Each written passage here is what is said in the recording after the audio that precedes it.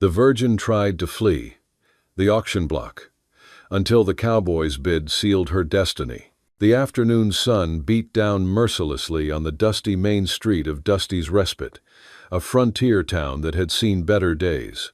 The air hung thick with the smell of whiskey, sweat, and desperation. Men gathered in clusters outside the saloon, their weathered faces turned toward the makeshift wooden platform that had been hastily erected in the center of town. I stood on that platform, my pale face a stark contrast to the grimy faces leering up at me. My once fine calico dress hung in tatters, the blue fabric torn and stained from weeks of captivity. My hands trembled as I clutched the rough wooden post beside me, the only thing keeping me upright. At 20, I had already seen more cruelty than most would witness in a lifetime. If you enjoy the story, hit that subscribe button right away. And if you don't, then just hit the like button anyway, to keep more Wild West love stories coming. Gentlemen, feast your eyes on this prize, barked Marshal Jericho Kane, his voice a gravelly rumble that sent a shiver down my spine. His greasy black hair clung to his skull, and his yellowed teeth flashed as he grinned at the crowd. Fresh from back east, untouched and unspoiled, a rare flower in our desert wilderness. My stomach churned at his words. I had been traveling west to meet my father when he, a corrupt and ruthless man, had ambushed our wagon. He'd killed my father without a second thought, but he had kept me alive for this moment. This degradation. The crowd pressed closer, their eyes hungry and calculating. Some men spat tobacco juice into the dirt, while others passed bottles of rot-gut whiskey between them. Women watched from doorways and windows, some with pity in their eyes, others with the hardened indifference of those who had learned not to care about another's misfortune. Now, don't be shy, Jex Kane continued, grabbing my chin and forcing me to look up. Show them those pretty blue eyes, girl. I jerked my head away, earning a sharp slap across my face. The crowd laughed, a harsh, grating sound that made my skin crawl. I blinked back tears, refusing to give them the satisfaction of seeing me cry. She's spirited, ain't she? Jex Kane chuckled. That'll cost extra, boys. Who'll start the bidding at $50? I had heard stories of what happened to women sold at such auctions. Death would be a mercy compared to what awaited me. My mind raced, searching for any escape. The platform was surrounded, but perhaps if I could create a distraction. 75, shouted a portly man in a stained vest. 100, countered another, his breath reeking of alcohol even from several feet away. My eyes darted to the edge of the platform. Jex Kane had turned to acknowledge the bids, his grip on my arm loosening. This was my chance. Without thinking, I wrenched free and bolted toward the steps. The girl's running, someone yelled. Chaos erupted. Men lunged forward, hands grasping at my dress, my hair, anything they could reach. I stumbled down the wooden steps, my bare feet hitting the hot dirt of the street. I could taste freedom for just a moment before rough hands seized my shoulders. Not so fast, Missy, growled a bearded man, his fingers digging into my flesh.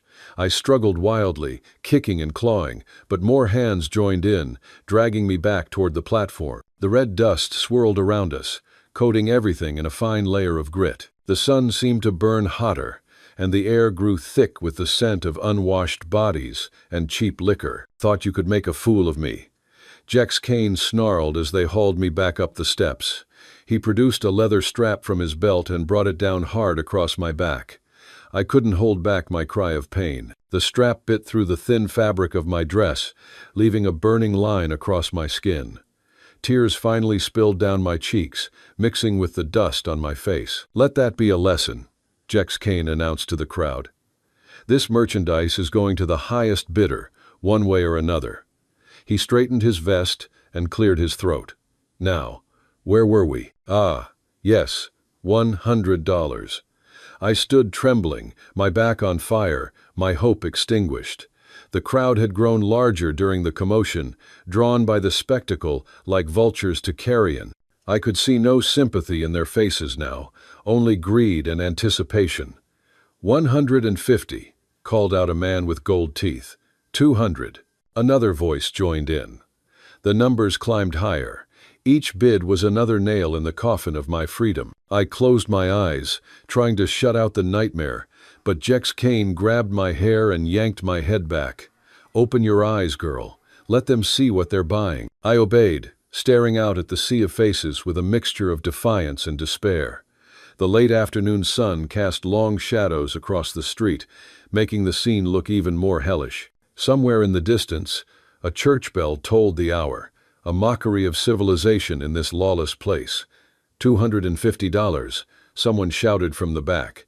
$300 came in immediate response. My legs threatened to give out.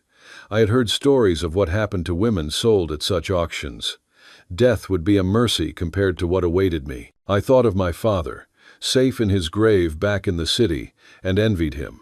The bidding continued, voices rising in competition. Jex Kane's eyes gleamed with avarice as the price climbed. I felt myself growing faint, the heat and terror combining to make my head spin. The platform seemed to sway beneath my feet. $500. The crowd fell silent at the astronomical sum. Even Jex Kane looked surprised. All heads turned to see who had made such an outrageous bid. But I couldn't bring myself to look. What did it matter which devil bought my soul? $500, Jex Kane repeated, his voice tinged with awe. Do I hear 550? No one spoke. The only sounds were the whistle of wind through the buildings and the distant neighing of horses. Going once, going twice. My heart hammered in my chest. Soon it would be over. Soon I would belong to someone, like a horse or a piece of furniture. The thought made my stomach rebel. Sold. Jex Kane's gavel came down with finality. The crowd began to murmur, parting to let the buyer through. I kept my eyes fixed on the wooden planks beneath my feet, unable to face my fate. I heard bootsteps approaching, slow and measured, spurs jingling with each stride. "Here's your money," a voice said. It was deep and calm, lacking the leering tone I had expected. I heard the clink of coins and the rustle of bills. Jex Kane counted greedily, his fingers flying over the money. "It's all here," he confirmed. "She's yours, stranger." A hand touched my elbow, gentle but firm. I flinched, expecting pain, but none came. "Can you walk?" the voice asked. I finally looked up. The man before me was tall and broad-shouldered, dressed in the practical clothes of a working man. Dust covered his worn leather chaps and faded blue shirt. His face was weathered by sun and wind, with lines around green eyes that spoke of both laughter and sorrow. Dark hair showed beneath his wide-brimmed hat, and several days' worth of stubble shadowed his jaw. I nodded mutely, not trusting my voice. "Then let's go," he said simply as he led me down from the platform. I heard someone in the crowd whisper, "That's Silas Stone. He's a bounty hunter. Strange fellow. Keeps to himself, mostly." Another voice added, "What's he want with a girl like that?" I wondered the same thing, but I was too exhausted and overwhelmed to resist. As we made our way through the crowd, I noticed how men stepped aside for Silas Stone, some with respect, others with wariness. He helped me onto a sturdy brown mare tied to the hitching post, then mounted his own horse, a magnificent black stallion. Without a word, he turned and rode out of town, leading my horse by the reins as Dusty's respite fell away behind us. I finally found my voice, though it came out as barely a whisper. "Why?" Silas Stone glanced back at me, his expression unreadable beneath the shadow of his hat. "Because no one deserves to be sold like cattle," he said, then faced forward again. I wrapped my arms around myself, wincing as the movement pulled at the welt on my back. The setting sun painted the desert in shades of orange and red, and somewhere in the distance, a coyote howled. I didn't know what awaited me at this stranger's home, but for the first time in weeks, I dared to hope it might be something better than what I had left behind. As we rode into the gathering dusk, the words echoed in my mind like a prophecy. The Virgin tried to flee the auction block until the cowboy's bid made her his forever. The crowd pressed closer, their faces twisted with excitement and greed. I felt like a lamb surrounded by wolves, each man calculating how much flesh he could afford. The stench of their unwashed bodies mixed with tobacco smoke created a suffocating cloud around the platform. $325, bellowed a man with a scar running down his left cheek. And I'll throw in my silver pocket watch. Laughter rippled through the gathering. Someone else shouted an obscene suggestion about what could be done with such a purchase, causing more crude guffaws. My cheeks burned with shame, but I forced myself to remain standing, even as my knees threatened to buckle. $350, countered another voice. The bidder was a thin man in a dusty black coat, his eyes cold and calculating behind wire-rimmed spectacles. He looked at me the way a butcher might examine a side of beef. Tears streamed down my face now, cutting channels through the dust on my cheeks.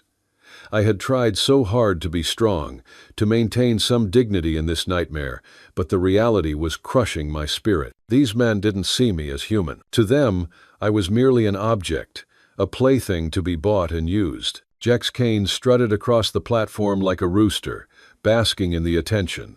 Gentlemen, surely this rare beauty is worth more than $350. Look at that skin, pale as cream, those delicate hands that have never known hard labor. This is quality merchandise. My hands clenched into fists at my sides, delicate hands that had never known hard labor. If only they knew. I had helped my father run his small shop since I could hold a needle.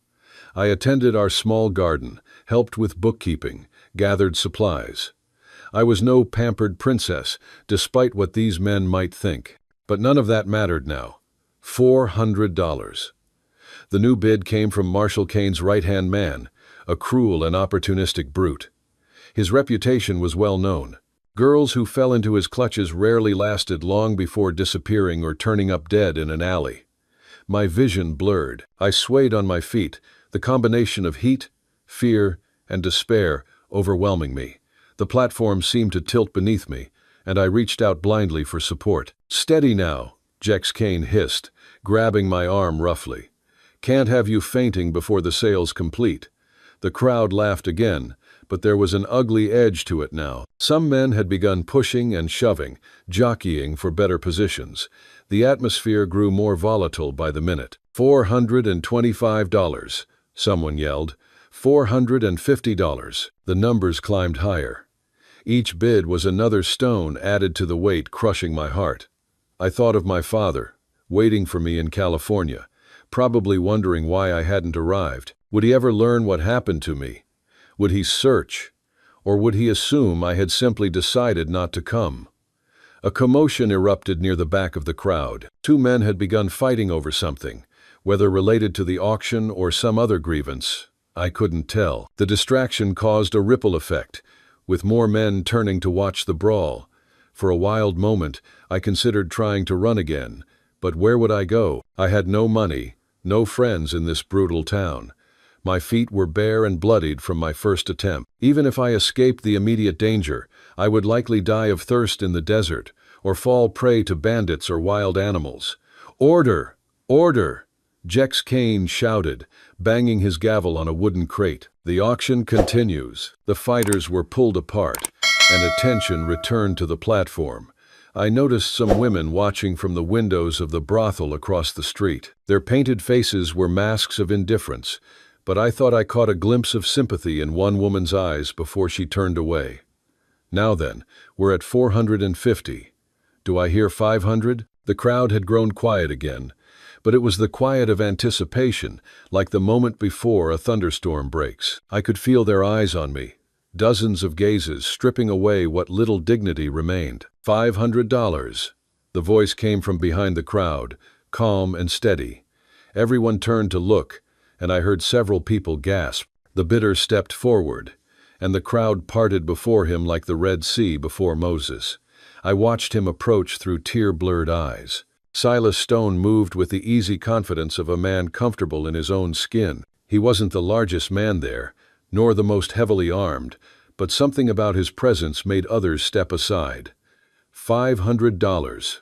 Jex Kane repeated, clearly shocked by both the amount and the bidder. "Mr. Stone, I didn't expect." "You heard my bid," Silas said quietly. His voice carried despite its low volume, cutting through the murmur of the crowd. "Well, do I hear $525?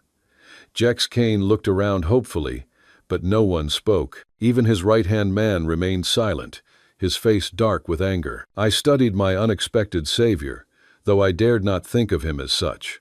Not yet. Silas Stone's clothes marked him as a working man, not wealthy enough to throw around such sums carelessly. His face was unreadable, giving no hint of his intentions. "Going once," Jex Kane said reluctantly. He clearly hadn't expected the auction to end so quickly, or with this particular buyer. The crowd began to mutter among themselves. I caught fragments of conversation. "What's Stone want with a girl? Man's been a loner for years. Maybe he's finally lost his mind. Waste of good money, if you ask me." Going twice. My legs finally gave out. I sank to my knees on the platform, my dress pooling around me. The wood was rough against my skin, but I couldn't find the strength to stand. Everything felt surreal, as if I were watching someone else's life from a great distance. Sold to Silas Stone for $500. The gavel came down with finality. The sound echoed in my ears like a death knell. I belonged to someone now. The auction was over. But my ordeal was just beginning. Silas approached the platform, reaching into his vest. He pulled out a leather pouch and counted out the money, a combination of gold coins and paper bills that made Jex Kane's eyes gleam with avarice. The marshal counted it twice, running his fingers over each coin, as if to assure himself they were real. "It's all here," Jex Kane admitted, sounding almost disappointed. "She's yours, Stone.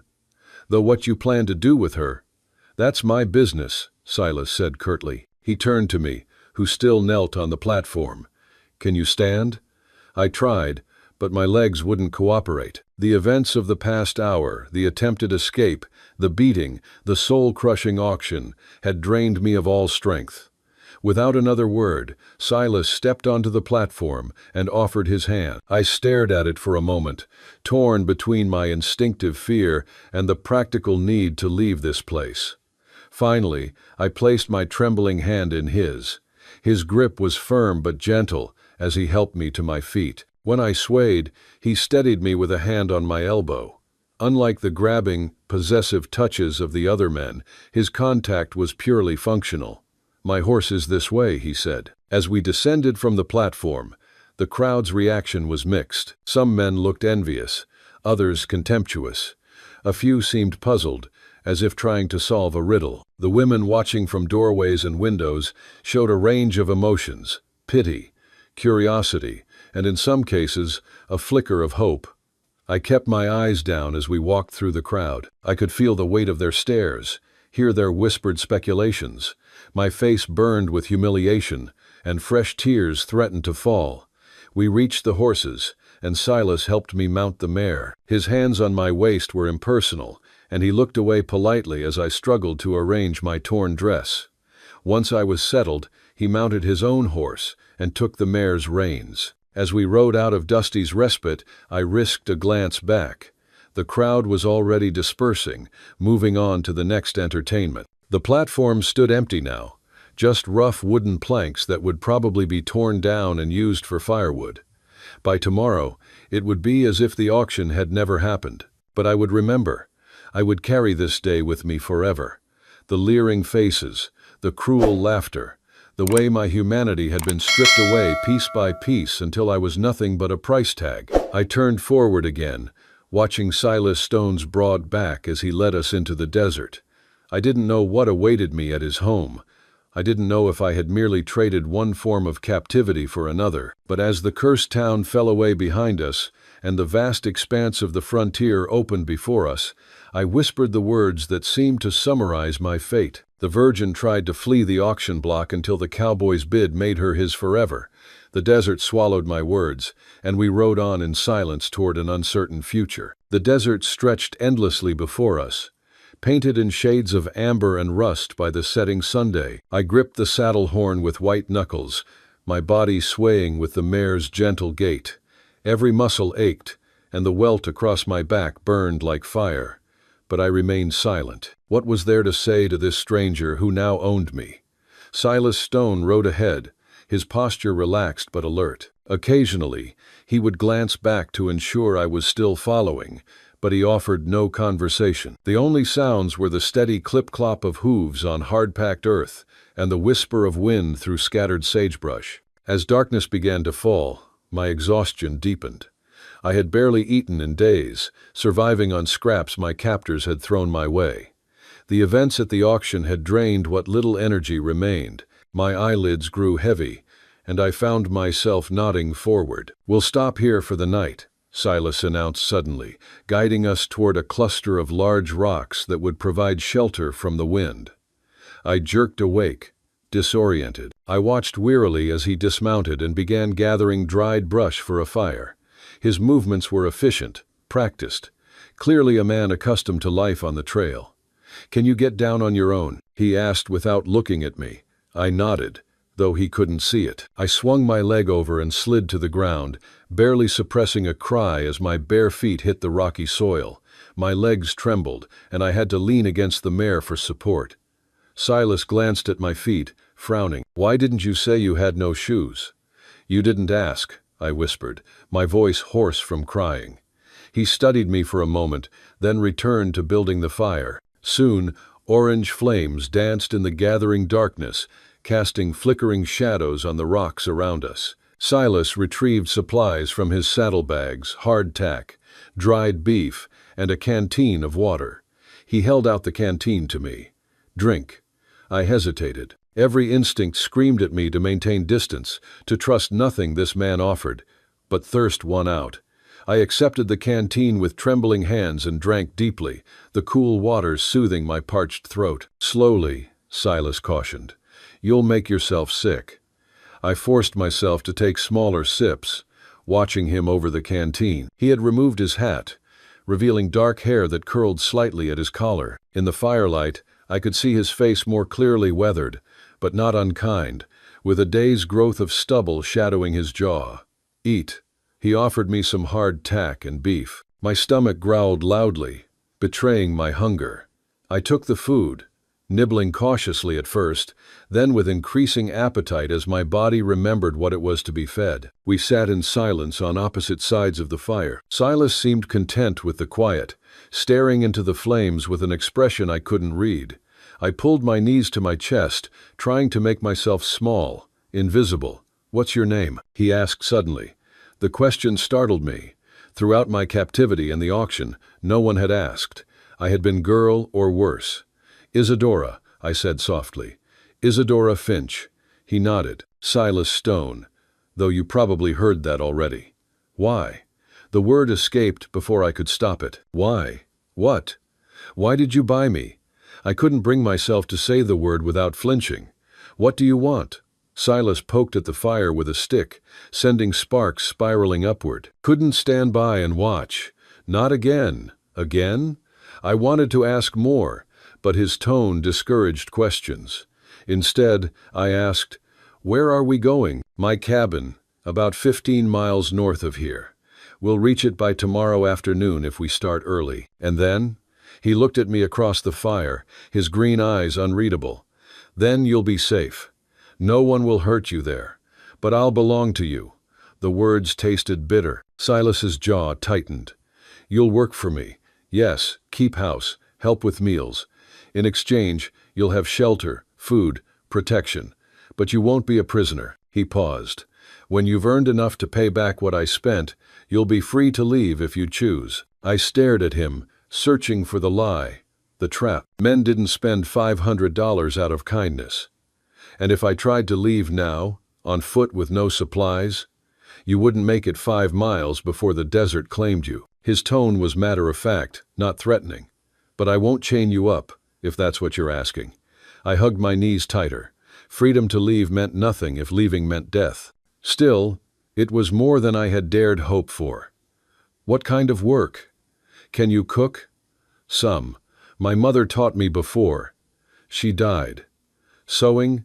"Yes." "Then we'll manage." He stood, brushing dust from his pants. "There's a bedroll in my pack. Take it. Where will you sleep?"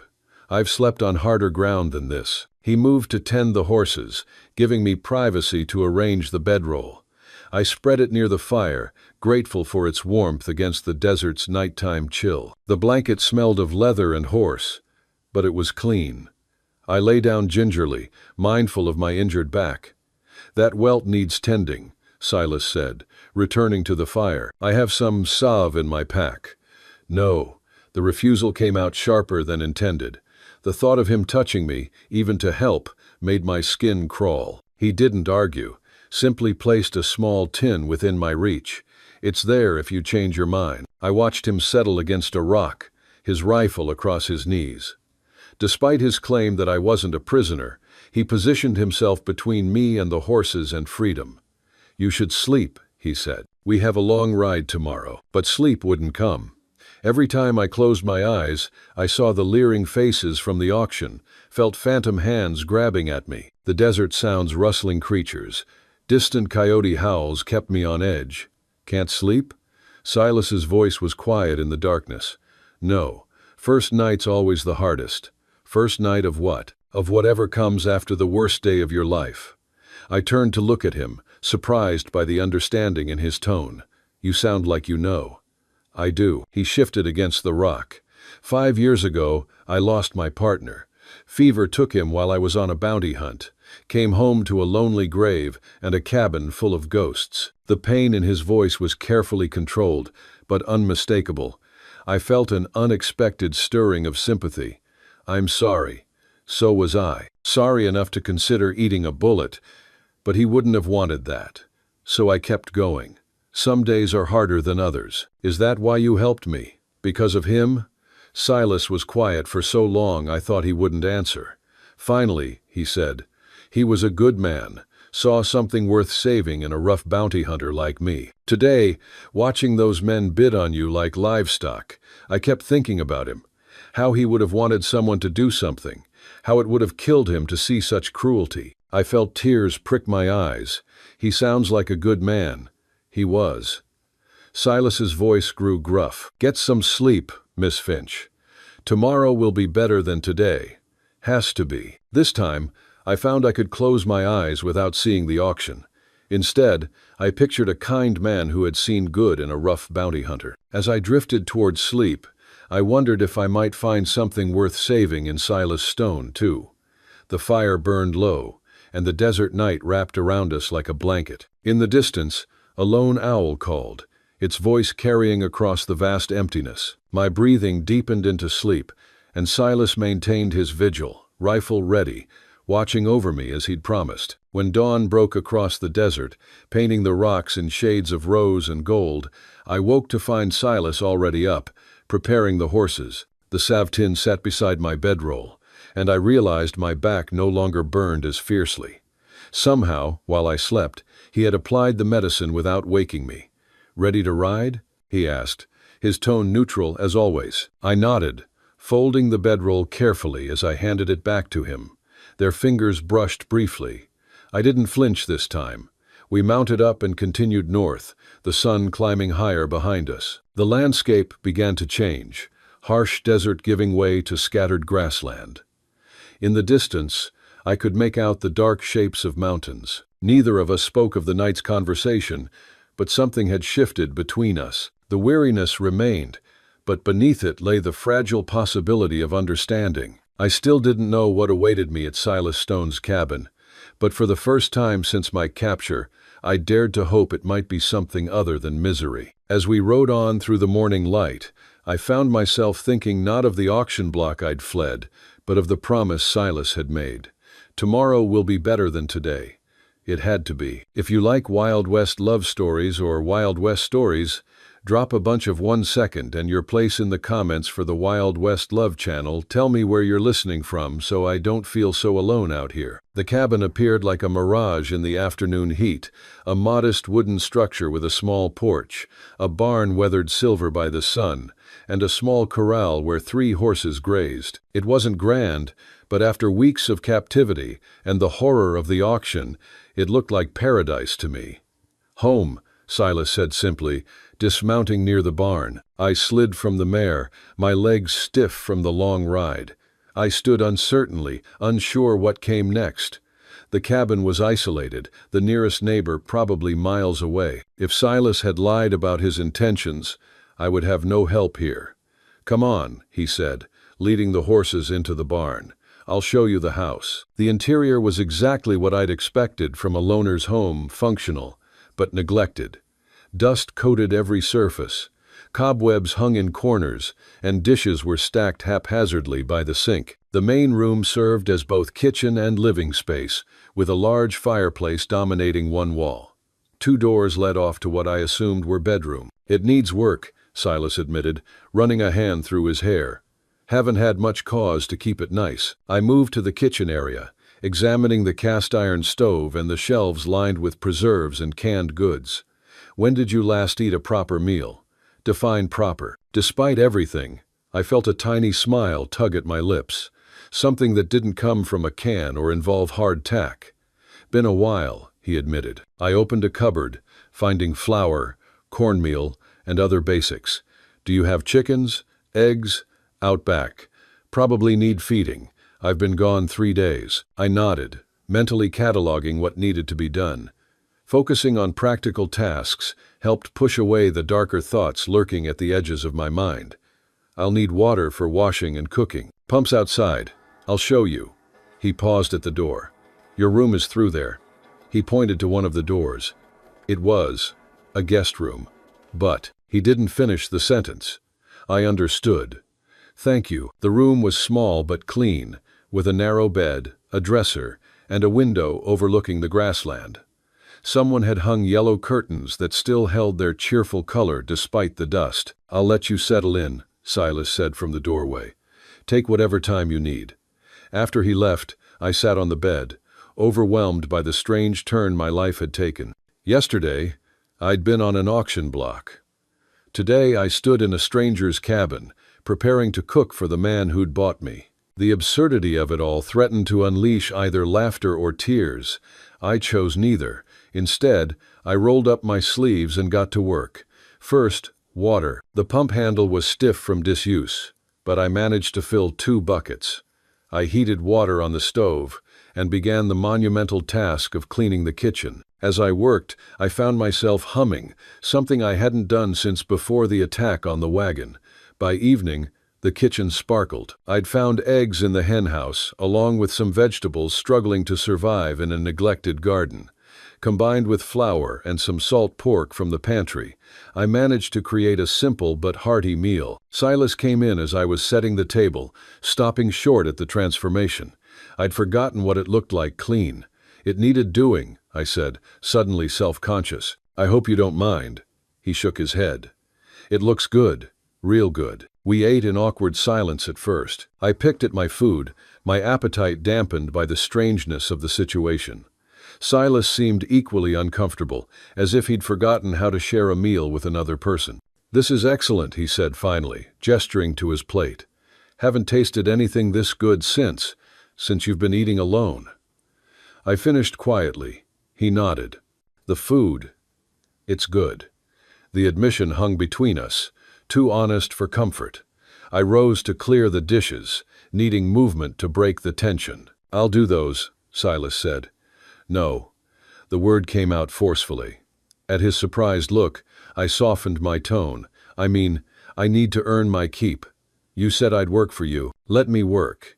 He studied me for a moment, then nodded. "Fair enough."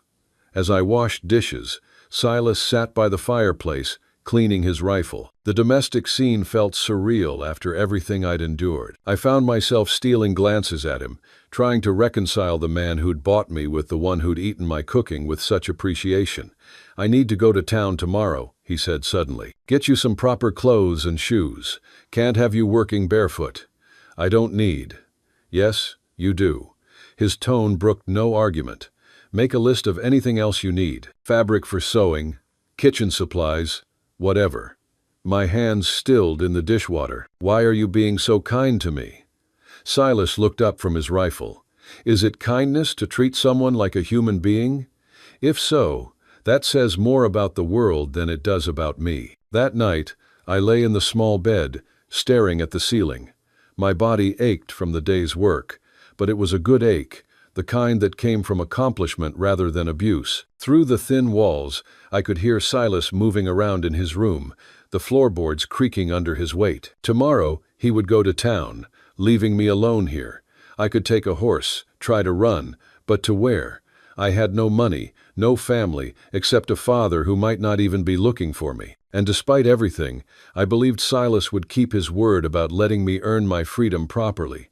A coyote howled in the distance, and I shivered despite the warm night. The world outside these walls was cruel and dangerous. Here, at least, I had shelter and purpose, and perhaps, though I hardly dared think it, safety. The next morning brought new challenges. Silas showed me the routine of his life, from feeding the horses to collecting eggs and tending the small, struggling garden. His hands were patient as he demonstrated how to work the stubborn pump more easily, how to scatter feed for the chickens without getting pecked. "You don't have to do everything," he said as I struggled with a heavy water bucket. "I'm not expecting you to run the whole place."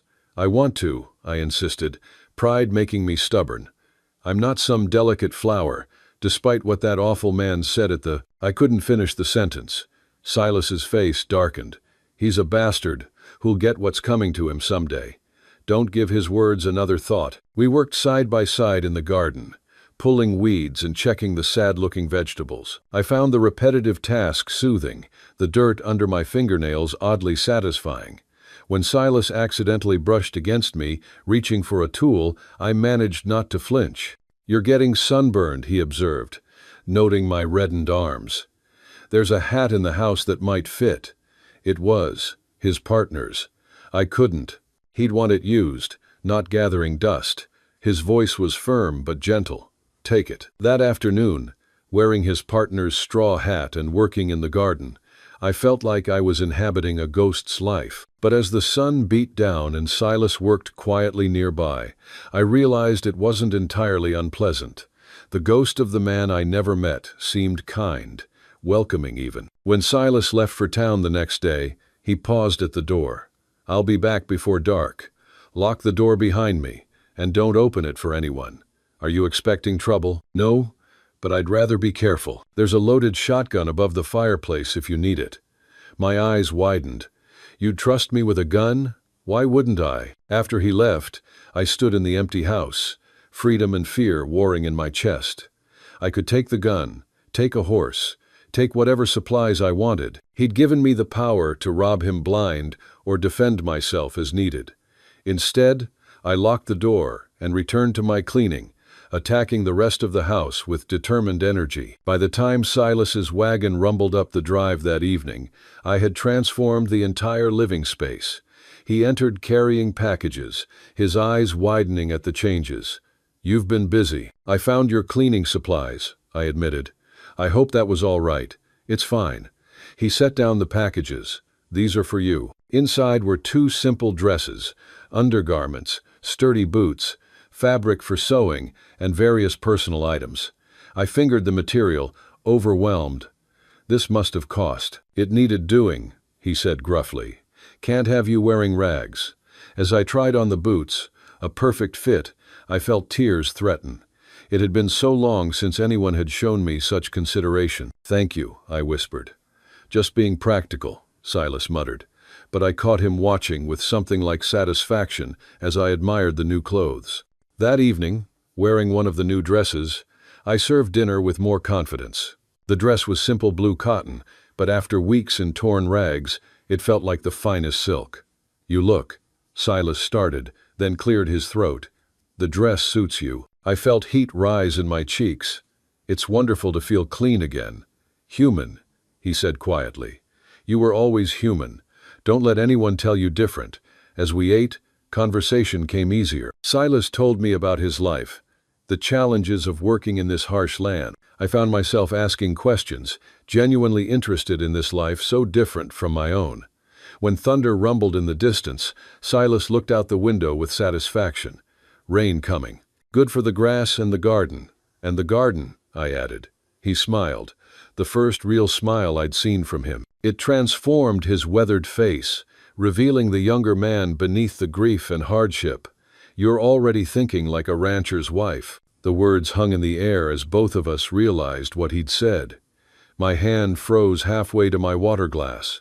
Silas's smile faded, replaced by embarrassment. I meant that island. You're thinking like someone who lives on a ranch. Not. I understood, I said quickly, though my heart was racing. The moment passed, but something had shifted again. As rain began pattering against the windows, I cleared the dishes while Silas secured the shutters. We moved around each other with growing ease, as if we'd been sharing the space for months rather than days. Later, as I prepared for bed, I heard Silas's voice through the door. "Miss Finch, yes? I'm glad you're here. The house, it needed life again." I pressed my hand against the door, imagining him on the other side. "So did I admitted. I heard his footsteps move away and settled into bed as rain drummed on the roof. For the first time since the attack on the wagon, I felt something I'd thought lost forever. Hope for tomorrow. "Hey there. Friend, take a moment and get yourself a full glass of water. It's easy to forget, but staying hydrated is crucial for your health. Also, if you've been sitting for a while, do a quick lap around the room and give your eyes a break from the screen. Your body will thank you." Word of Silas Stone's purchase spread through the territory like wildfire. In a land where gossip traveled faster than tumbleweeds, the story of the reclusive bounty hunter who'd paid $500 for a girl became the stuff of legend, growing more embellished with each telling. I first became aware of the rumors when Silas returned from a supply run with a grim expression and a split lip. "What happened?" I asked, abandoning the bread I'd been kneading. "Nothing important." He moved past me to the water basin. "Silas." I had started using his given name the week before, at his insistence. "Please." He sighed, dabbing at his lip with a wet cloth. "Jex Kane and his boys were at the general store. Had some things to say about our arrangement." My stomach clenched. "What kind of things?" "Nothing worth repeating." His jaw tightened. I set them straight. "Is that how you set them straight? With your face?" Despite the situation, his lips twitched. "You should see the other fellow." But I found no humor in it. I'd been foolish to think our quiet life at the cabin could continue undisturbed. The outside world had long memories and cruel tongue. 2 days later, I understood the full weight of our situation.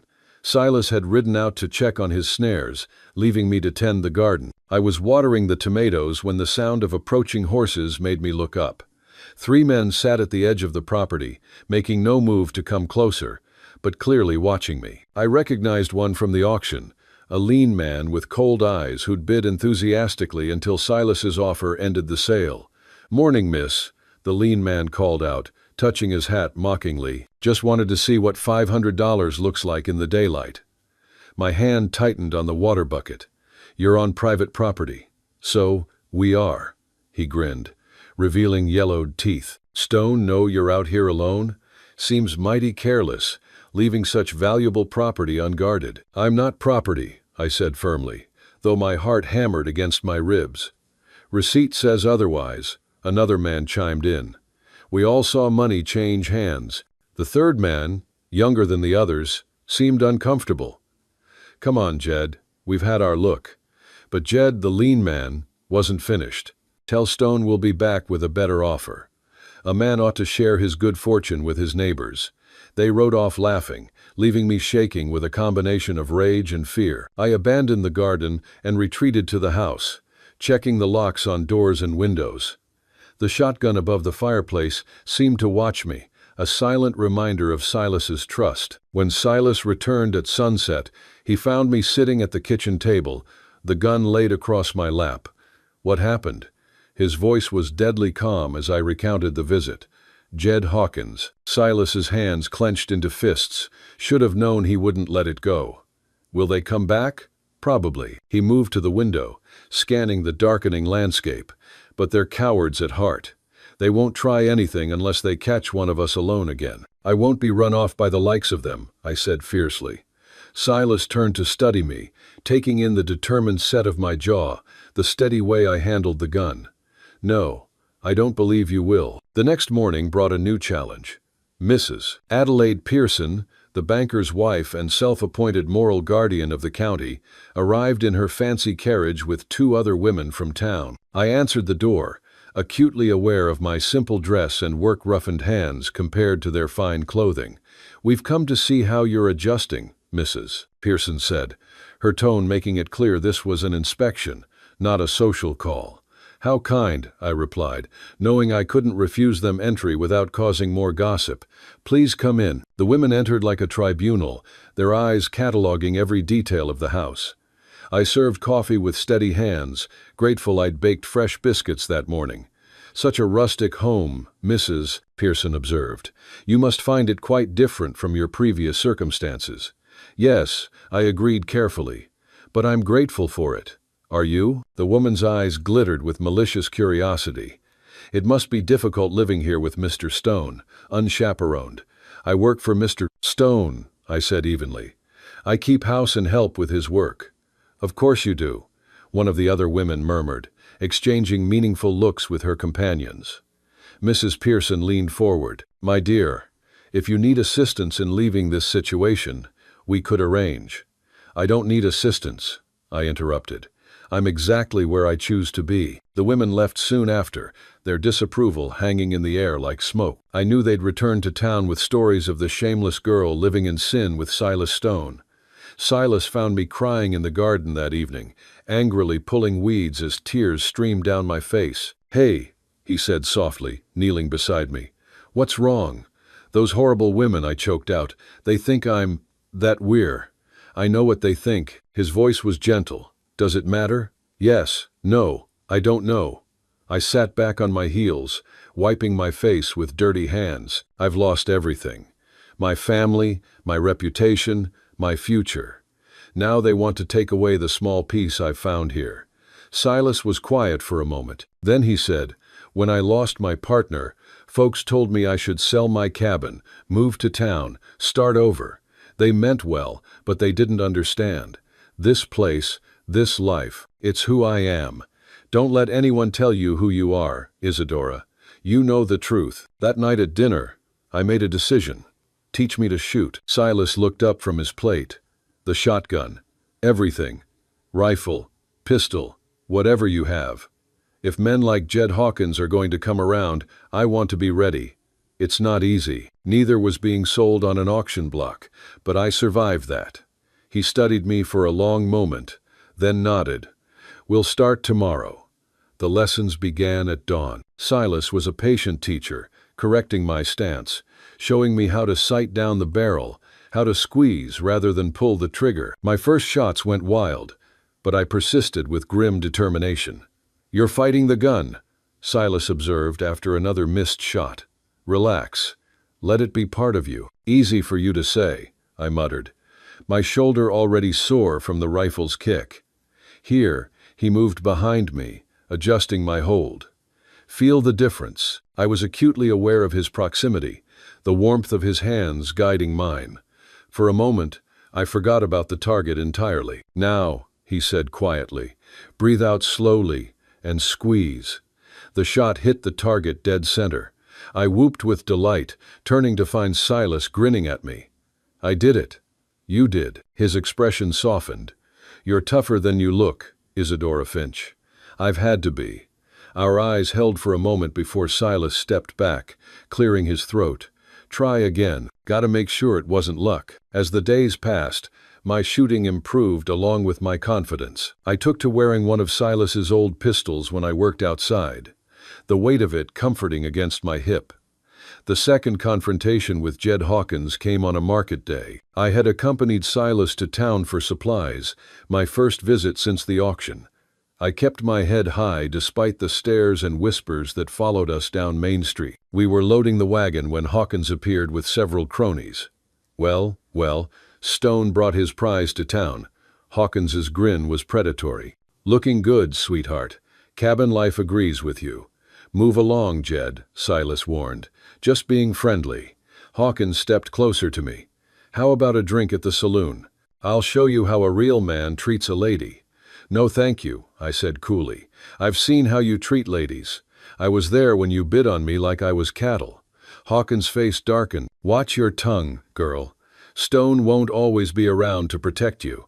"She doesn't need my protection," Silas said quietly. "Lady can take care of herself." As if to prove his point, my hand moved to the pistol at my hip. I didn't draw it, but the gesture wasn't lost on Hawkins. "You gave her a gun?" He laughed, but it sounded forced. "That's rich. What's next? Teaching her to read?" "I can already read," I said. "Also write and figure numbers. Can you?" Someone in the crowd snickered. Hawkins' face flushed red. "You've got a mouth on you. Someone ought to teach you manners." "Someone tried once." My voice was steel. "I shot him. It was a lie. I'd never shot anyone." But Hawkins didn't know that. He backed up a step, uncertainty flickering in his eyes. "Come on, boys," he muttered. "Ain't worth our time." As they slunk away, Silas gave me an admiring look. "Remind me never to make you angry." "I'm shaking," I admitted quietly. "I know, but you didn't show it. That's what counts." The ride home was quiet, but it was a comfortable silence. I felt something had shifted in town today. I was no longer just the girl from the auction.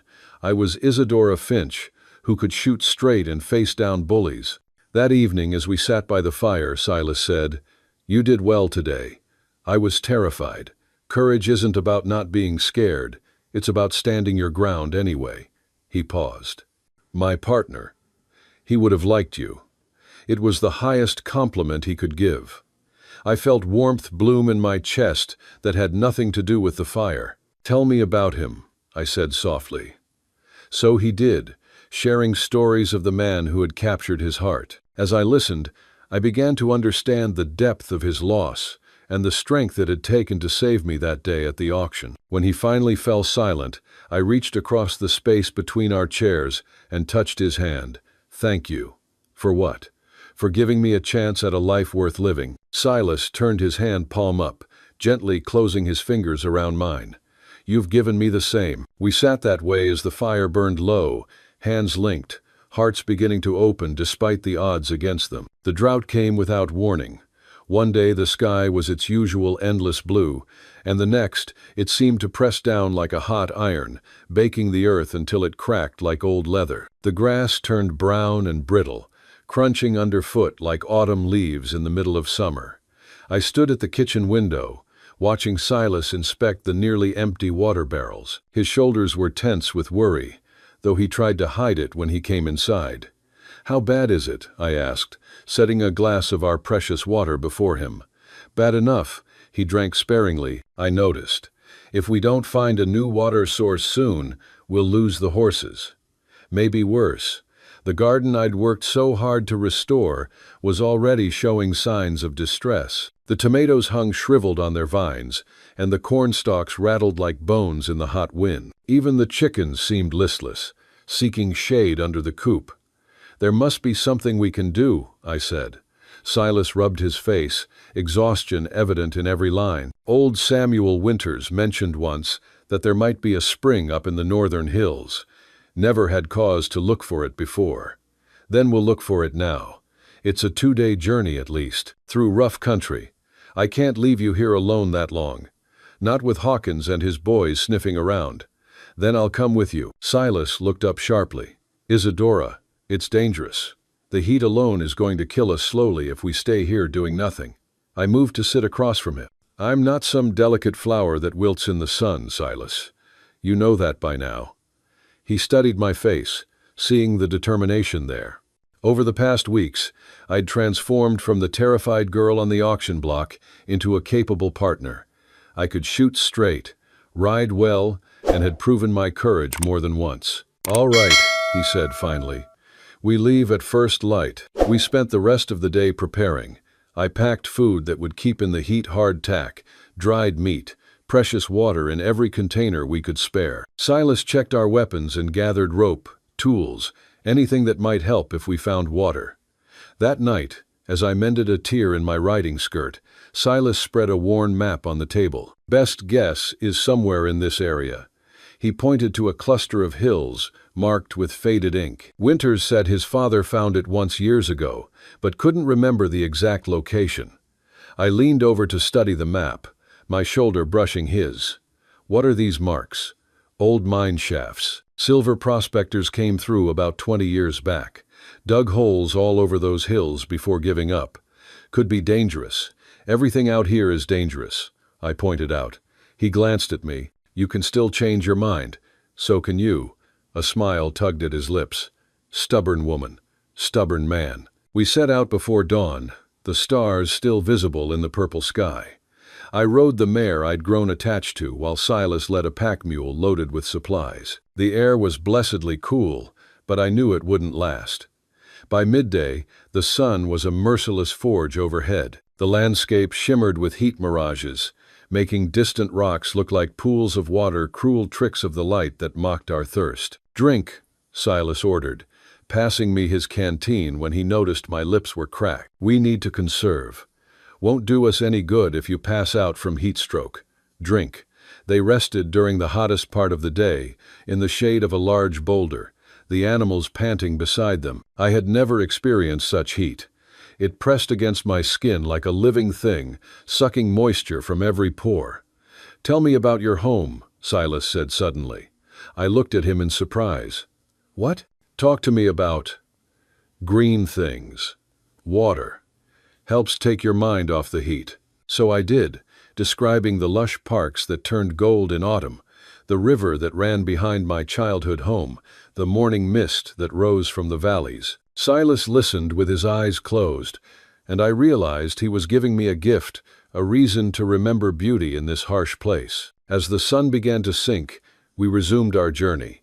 The hills rose before us, bare and forbidding. We made camp at the base, too exhausted to attempt climbing in the dark. My hands shook as I tried to start the evening fire. Silas noticed and gently took the flint from me. "You did well today," he said softly.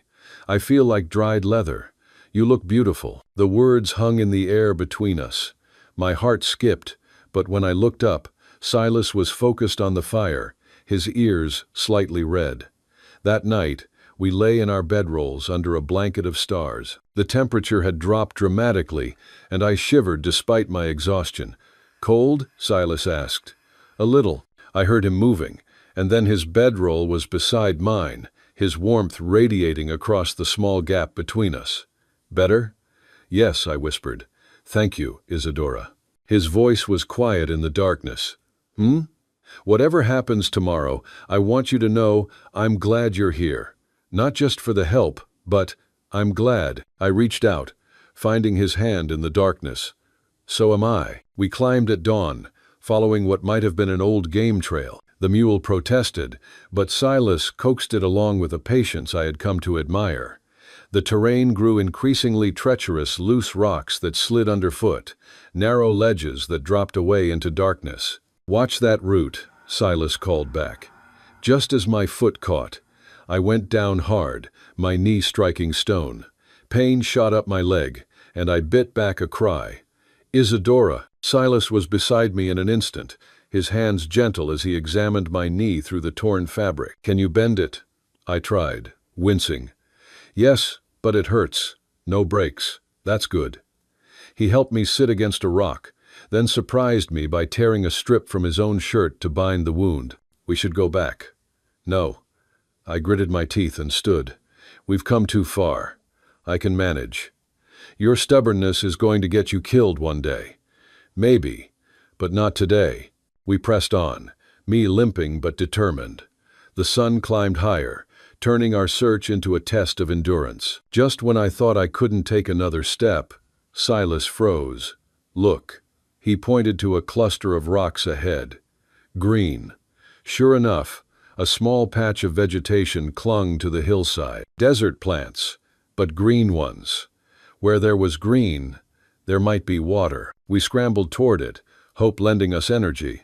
Silas dropped to his knees, digging frantically at the base of the plants. The soil was different here, darker and damp. He held up a handful of moist earth.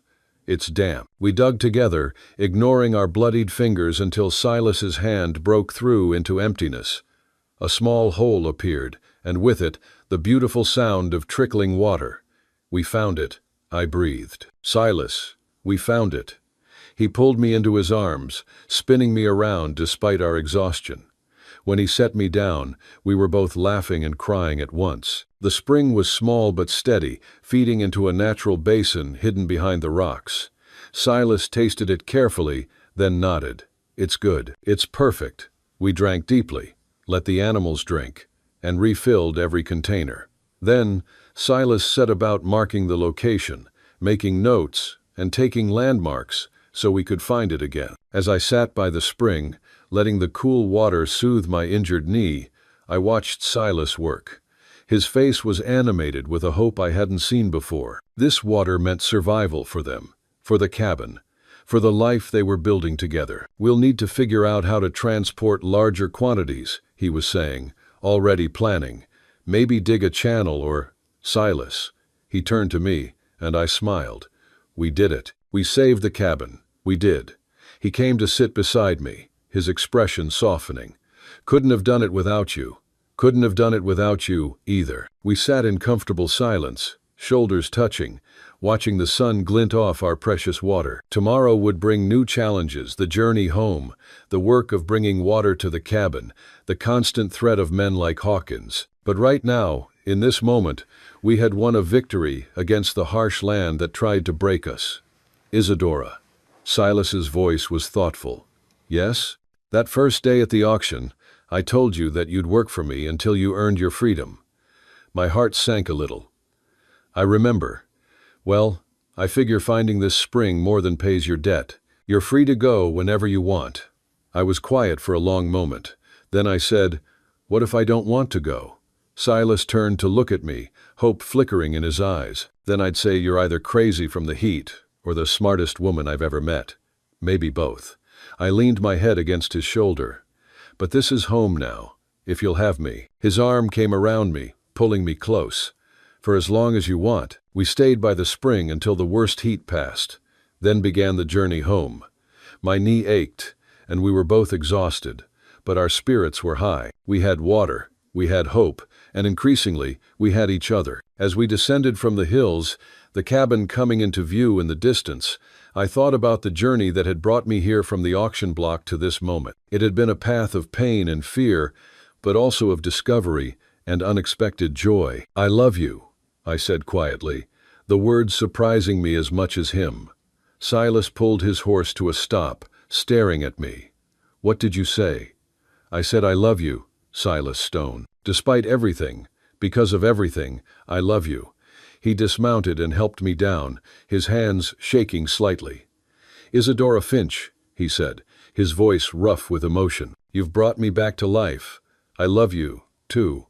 Under the vast desert sky, beside a mule loaded with precious water, we kissed for the first time. It was sweet and tentative, full of promise for the future we would build together. When we finally returned to the cabin, dusty and exhausted but triumphant, the sunset was painting the sky in shades of gold and rose. The house stood waiting for us, no longer a refuge from the world, but a home, our home. The drought would continue for weeks more, but we would survive it.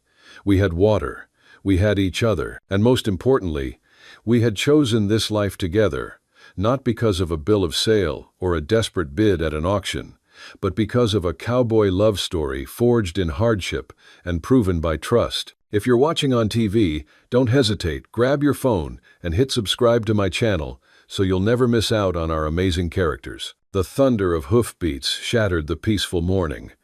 I was hanging laundry when I saw the dust cloud approaching, too many riders moving too fast. My blood ran cold as I recognized the lead figure, Marshal Jericho Kane. Silas, I shouted, dropping the wet sheet and running for the house. He emerged from the barn, took one look at the approaching riders, and his face hardened. Get inside. Lock the doors.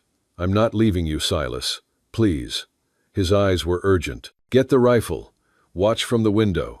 I ran inside, my heart hammering as I grabbed the Winchester from above the fireplace. Through the window, I counted 8 men, all armed. They spread out in a semicircle, cutting off any escape route. Silas stood in the yard, his hand resting casually on his pistol. He looked calm, but I could see the tension in his shoulders.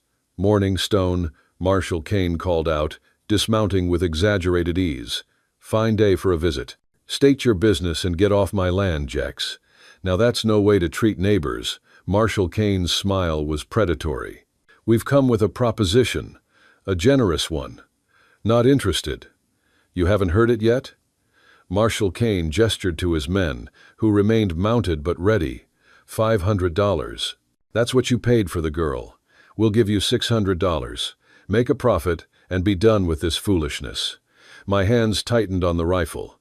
They were trying to buy me again. She's not for sale, Silas said evenly.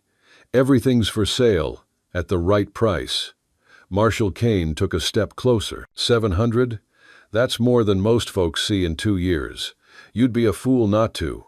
I said she's not for sale. Now see, that's the problem. Marshal Kane's friendly tone vanished. You've got something doesn't belong to you. That girl should be working at the saloon, earning her keep proper like, not playing house with some broken-down bounty hunter. Watch your tongue. Or what? Marshal Kane spread his arms wide. You'll take on 8 men for what? Some Eastern piece who'll run off first chance she gets? I had heard enough.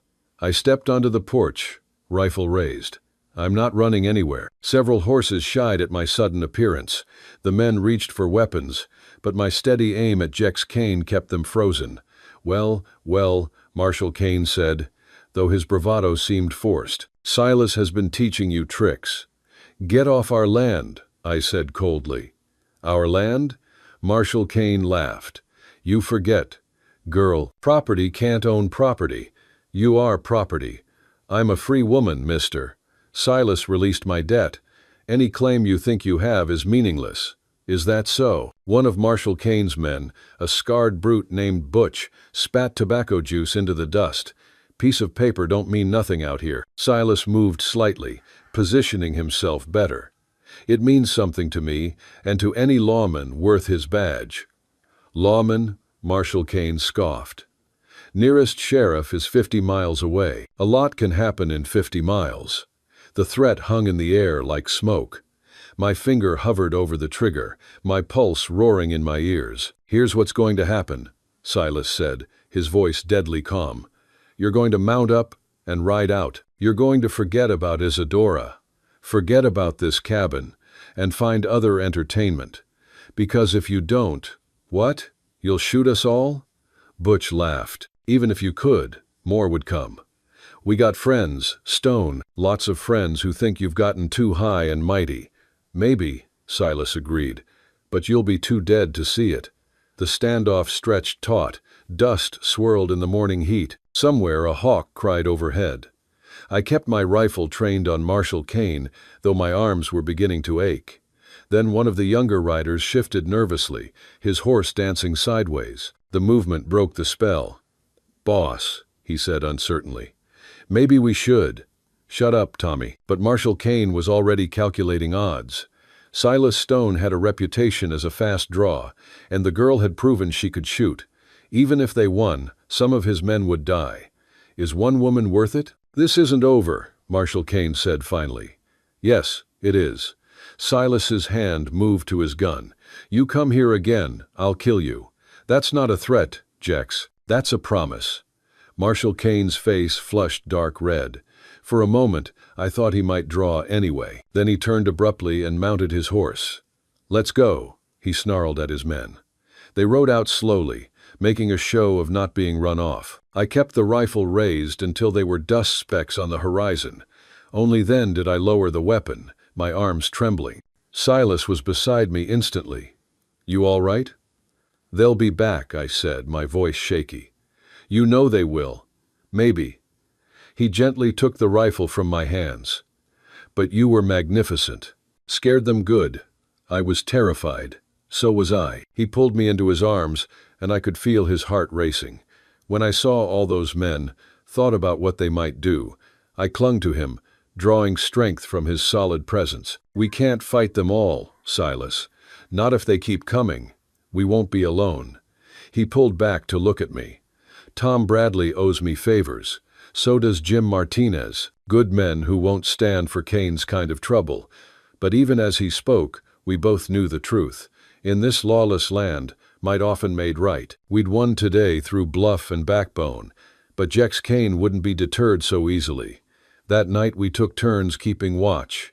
I dozed fitfully in a chair by the window, starting at every sound. Near dawn, Silas touched my shoulder. My turn. No need. Sun's coming up. He handed me coffee, strong and black. "We need to talk." My stomach clenched. "If you're going to send me away—" "Never." The word was fierce. "But we need to be smart. Kane was right about one thing. Without legal standing, you're vulnerable." "What are you saying?" Silas sat down his cup, took my hands. "Marry me." My breath caught. "What?" Not just for protection." His words came in a rush. "I love you, Isadora. Have for weeks now. But if you're my wife, legal and proper, Kane has no claim. No one does. Silas." My eyes filled with tears. "Are you sure? Your partner. He would want me to be happy, would want me to protect the woman I love." His hands tightened on mine. "I'm not asking you to replace him. I'm asking you to build something new with me, something ours." I thought about the journey that had brought us together. The auction block seemed a lifetime ago. In its place was this man who'd shown me kindness when the world had none to give, who taught me strength I didn't know I possessed. "Yes," I whispered. "Yes, I'll marry you." His kiss was tender, full of promise and relief. When we broke apart, both were smiling through tears. "We'll ride to town today," Silas said. "Find the preacher. Make it official. Kane won't like it. Kane can go to hell." We set out at midday, both armed, alert for trouble. The ride to town was tense, but we encountered no one. Word of the morning's confrontation had spread, however. People stared as we rode down Main Street, whispers following in our wake. Reverend Mills was in his small church, preparing Sunday's sermon. He looked up in surprise as we entered. "Mr. Stone, miss." He trailed off, clearly unsure how to address me. "Finch," I supplied, "but hopefully not for much longer." Understanding dawned on the Reverend's weathered face. "You wish to be married?" Silas said. "Today, if possible. We can pay." The Reverend hesitated, and my heart sank. Even here, in God's house, I was marked by my past. "Reverend," Silas's voice hardened, "the lady and I wish to be married. Will you perform the ceremony or not?" "Of course." The Reverend straightened. "Of course I will. Let me fetch my wife and daughter as witnesses." The ceremony was simple but perfect. I wore my best dress, one of the two Silas had bought me, and held wildflowers he had picked on the ride. When Reverend Mills pronounced us husband and wife, I felt something shift inside me, like a door closing on the past and opening to the future. We emerged from the church to find a crowd gathered. Some faces showed disapproval, but others, particularly among the women, showed something like admiration. "Congratulations, Mrs. Stone," called out Mrs. Eliza Chen, who ran the boarding house. About time Silas found happiness again. Not everyone was pleased. Marshal Kane and several of his men stood across the street, watching with dark expressions. "This changes nothing," Marshal Kane called out. "A piece of paper don't make her respectable." "No," Silas agreed, his arm around my waist. "But it makes her mine, legal and binding.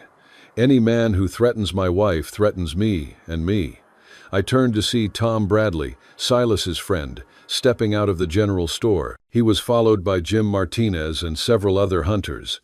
"Heard there was trouble at your place this morning, Silas," Bradley said, his hand resting on his gun. "Figured you might need some backup." "Appreciate it, Tom." The men formed a loose line behind Silas and me. The message was clear. The Stones were not alone. Marshal Kane's face twisted with rage, but he was outnumbered now. "This isn't over," he snarled. "Yes, it is," I said, stepping forward. "You lost, Mr. Kane. I'm not property. I'm not for sale.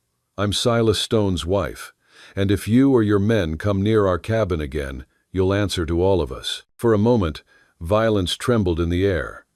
Then Marshal Kane turned sharply and stalked away, his men trailing behind.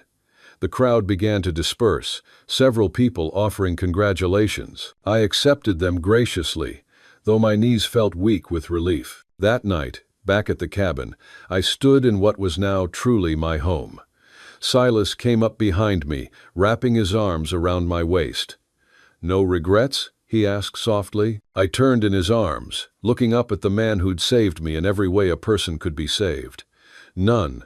only that I didn't meet you sooner." He kissed me as the sun set over our land, painting the sky in shades of hope. The threat of Marshal Kane lingered like a shadow, but it had lost its power to terrify. I was no longer alone, no longer vulnerable. I was Isadora Stone now, with a husband who loved me, friends who supported us, and a future worth fighting for. The girl on the auction block was gone, replaced by a woman who'd found strength in survival and love in the most unexpected place. As stars appeared in the darkening sky, I thought I heard a whispered blessing on the wind, or perhaps it was just my imagination. Either way, I felt at peace. Tomorrow would bring its own challenges. But tonight, I was home. The wound had festered for 3 days before I noticed Silas favoring his left side. He'd hidden it well, continuing his work around the cabin as if nothing had happened. But wives notice things that others miss. "Let me see," I demanded over breakfast, having caught him wincing as he reached for his coffee. "It's nothing." "Silas Stone, you show me right now or I'll." "You'll what?" Despite his pain, his eyes held amusement. "I'll shoot you myself for being stubborn." He sighed and unbuttoned his shirt, revealing a ragged gash along his ribs, angry red and seeping. I gasped. "When did this happen?" "A few days back. Caught it on some barbed wire fixing the fence." "Barbed wire doesn't make cuts like that." My eyes narrowed. "This is from a knife." Silas's silence was admission enough. "Kane's men?" "2 of them jumped me near the eastern pasture. I ran them off." "And you didn't think to mention someone tried to kill you?" "Didn't try very hard or I'd be dead." He hissed as I cleaned the wound. "Didn't want to worry you. Too late for that." Tears stung my eyes as I worked. The cut was deep, already showing signs of infection. "This needs a doctor. Doc Harrington is 30 miles away." "Then we leave now, Silas." No arguments. My voice was steel. "I won't lose you to pride." We made the journey in record time, me driving the wagon while Silas lay in the back, fevered and delirious. I'd never been so frightened, not even on the auction block. Losing Silas now, after everything we'd survived, was unthinkable. Doc Harrington, a gruff man with gentle hands, cleaned and stitched the wound. "You're lucky," he told me. Another day, and the blood poisoning might have killed him. I stayed by Silas's bedside in the doctor's spare room, cooling his fever with damp cloths, whispering prayers and promises. On the second night, his fever broke. "Isadora." His voice was weak but lucid. "I'm here." I grasped his hand, tears of relief streaming down my face. "Did you really threaten to shoot me? And I will if you ever hide something like this again." He squeezed my hand weakly. "I love you too." We stayed another 3 days while Silas regained his strength. Word of the attack spread, and several hunters stopped by to express their outrage. An unspoken code had been broken. Disputes were one thing, but attempted murder was another. "This has gone too far," Tom Bradley said grimly. "Time to deal with Kane permanently." "No vigilante justice," Silas insisted from his bed. "We do this legal, or not at all." "Then what do you suggest?" "Federal marshal. There's one in Tucson. If we present evidence of Kane's crimes, the attempted murder, the harassment, the threats, he'll have to act." It was a slim hope, but better than starting a range war. Bradley agreed to make the journey to Tucson, while Silas recovered. On our 5th day at Doc Harrington's, I woke to find Silas's bed empty. Panic seized me until I spotted him through the window, standing in the small garden. I hurried outside. "You should be resting." "Needed air." He pulled me close with his good arm, and needed this. We stood together in the morning light, surrounded by the doctor's herbs and vegetables. It was peaceful here, safe, and for a moment, I wished we could stay forever. "I've been thinking," Silas said quietly. "Maybe we should sell. Start fresh somewhere else, where nobody knows our story." I pulled back to look at him. "Is that what you want?" "I want you safe. If that means leaving, no." The word came out fiercer than intended. "That's our home, Silas. Our land. I won't be driven off by cowards and thugs. Even if staying means more violence, more danger. We've faced worse and survived." I touched his face gently. "Besides, your partner loved that cabin. So do I. We're not giving up." Silas studied me for a long moment, then smiled. When did you get so tough, Isadora Stone? The day you bought my freedom and gave me something worth fighting for. We returned home to find the cabin intact, watched over by Jim Martinez and his son. But tension hung thick in the air. Everyone was waiting for Kane's next move. It came 2 weeks later, not with guns, but with paper. What is it? I asked, seeing Silas's face darken as he read the document a nervous young man had delivered. A lawsuit. Kane is claiming the auction was invalid, that you're still technically property of the traders who captured you. Silas's hands clenched, crumpling the paper. He's demanding you be returned to settle the debt. I felt ice in my veins. Can he do that? He can try. He's got a lawyer from back east, some snake named Piton, who specializes in this kind of thing. What do we do? Silas's jaw set with determination. We fight, and we win. The legal battle was unlike anything I had experienced. Piton was slick, presenting documents and testimonies that painted me as escaped property. The local judge, brought in from the territorial capital, listened with a face carved from stone. I was forced to relive my capture, the auction, every humiliating detail. Piton twisted my words, trying to make my marriage to Silas seem like another transaction. Isn't it true, Mrs. Stone, Piton said smoothly, that your husband paid for you? That money changed hands? He paid to free me from slavery, I said firmly, not to own me. But he did pay, and you did go with him. How is that different from any other purchase? I looked at Silas, drawing strength from his steady gaze. Because he gave me a choice. Every day since, he's given me a choice. I chose to stay. I chose to marry him. I choose to be here now, fighting for my freedom and my home. The judge finally spoke. Mr. Piton, do you have any actual proof that Mrs. Stone was legally enslaved? A bill of sale from the original captives? Documentation of ownership? Piton faltered. The auction itself was illegal. The judge's voice was cold. Slavery has been abolished. Any auction of human beings is not only invalid, but criminal. Mrs. Stone is and always was a free woman. This case is dismissed. The courtroom erupted. Silas swept me into his arms as our friends cheered. Kane's face was purple with rage as he stormed out, Piton trailing behind. It's over, I whispered against Silas's chest. It's finally over. But I was wrong. That night, as we celebrated at the cabin with friends, the eastern horizon glowed orange. Smoke rose in the distance. Fire, Jim Martinez shouted. Looks like the Bradley place. The men rode out immediately. I waited with the other women, tending preparations in case of wounded. Hours later, the men returned, faces grim and covered in soot. Total loss, Silas reported wearily. Tom and his family are safe, but the house and barn are gone. Kane? I asked, though I knew the answer. No proof, but yes. The war had begun in earnest. Over the following weeks, more fires broke out. Horses were stolen or killed. Water sources were poisoned. The territorial authorities seemed powerless or unwilling to intervene. Then came the night I had dreaded. I woke to Silas, shaking my shoulder. Get dressed, quick. The urgency in his voice had me moving before I was fully awake.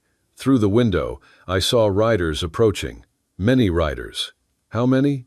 20. Maybe more. Silas was loading weapons with practiced efficiency. Too many to fight. Then we run. No. He pressed a rifle into my hands. They'll catch us in the open. Our only chance is to make them pay dear for trying. We took position, Silas at the front window, me at the side.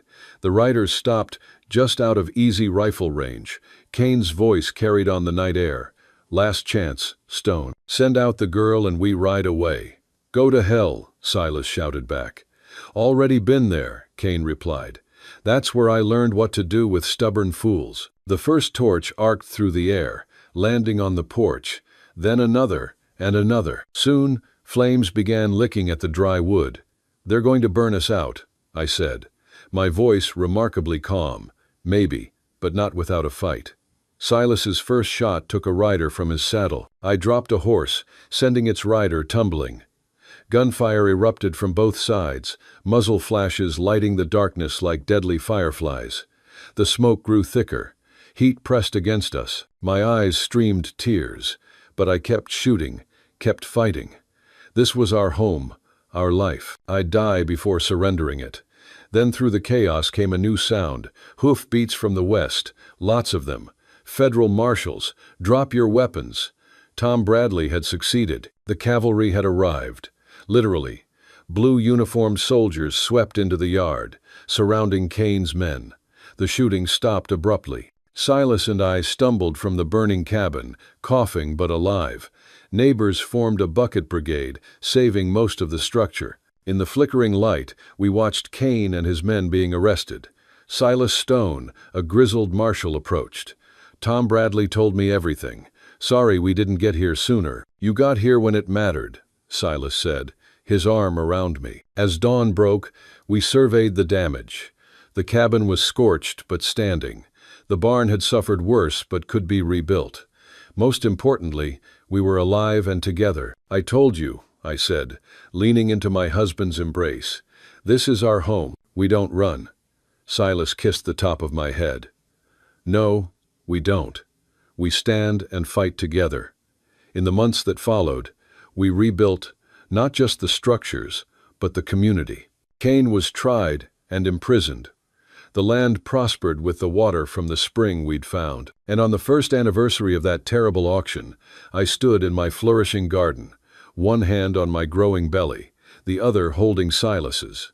No regrets? Silas asked, his eyes full of love. I thought of the journey that had brought me here from the auction block, where I'd tried to flee to this moment of peace and promise.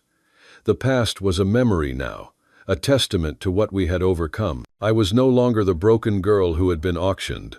I was a wild rose, a force of nature, blooming against all odds in the unforgiving desert. The cowboy's bid hadn't made me his forever. Our love had done that. If you've made it this far, I know you're a true fan of WWL. From the bottom of my heart, I wish your day is filled with health and happiness, and may a little stroke of luck find you in the next 15 minutes.